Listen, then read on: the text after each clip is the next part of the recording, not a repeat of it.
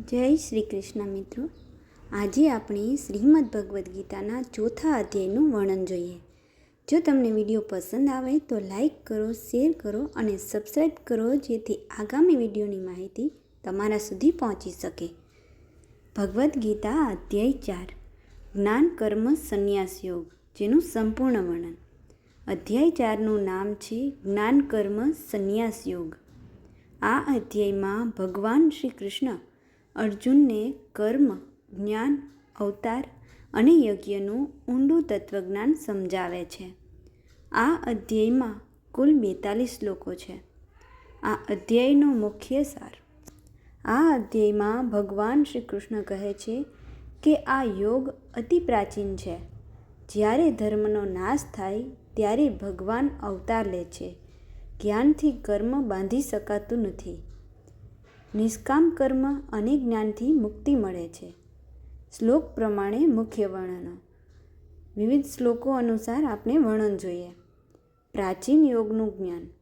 શ્રી કૃષ્ણ કહે છે કે આ અવિનાશી યોગ તેમણે સૌ પ્રથમ સૂર્યદેવ વિવસ્વાનને કહ્યું. પછી મનુ અને રાજર્ષિઓએ તેને પ્રાપ્ત કર્યો. પરંતુ સમય જતાં આ યોગ લુપ્ત થયો. તેથી હવે તે અર્જુનને ફરી કહેવામાં આવે છે, કારણ કે અર્જુન ભગવાનનો ભક્ત અને મિત્ર છે. મુખ્ય સંદેશ. ધર્મ અને યોગ શાશ્વત છે. ભગવાનના અવતારનું રહસ્ય. અર્જુન પૂછે છે કે સૂર્યદેવ તો પ્રાચીન છે, પછી તમે તેમને યોગ કેવી રીતે શીખવ્યો?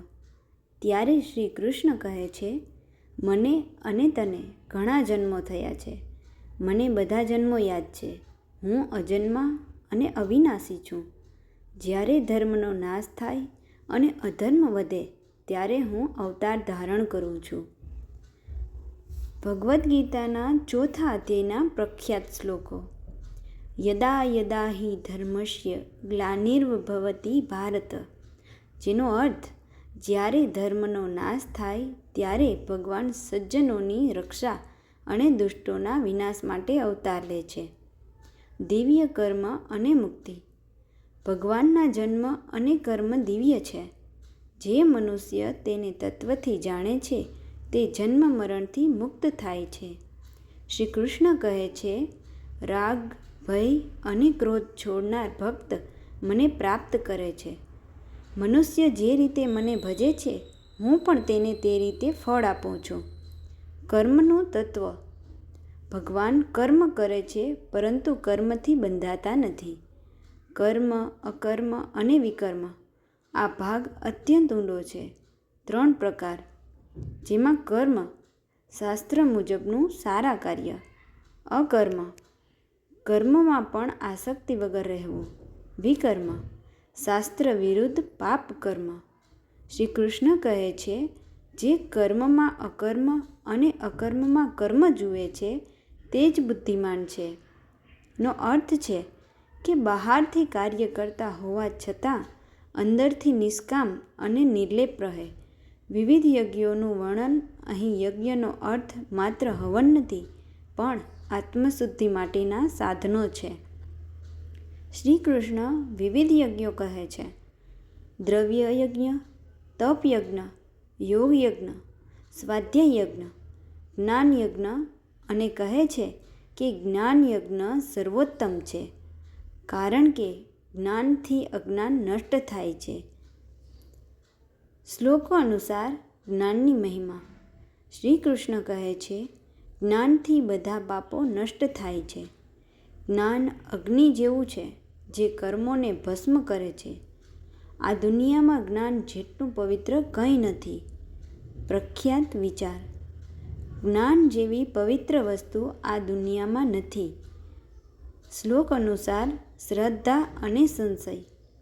જે વ્યક્તિમાં શ્રદ્ધા છે, ઇન્દ્રિય સંયમ છે, ગુરુ પ્રત્યે વિનમ્રતા છે, તે જ્ઞાન પ્રાપ્ત કરે છે. પરંતુ સંશયવાળો માણસ નષ્ટ થાય છે. તેને સુખ કે શાંતિ મળતી નથી.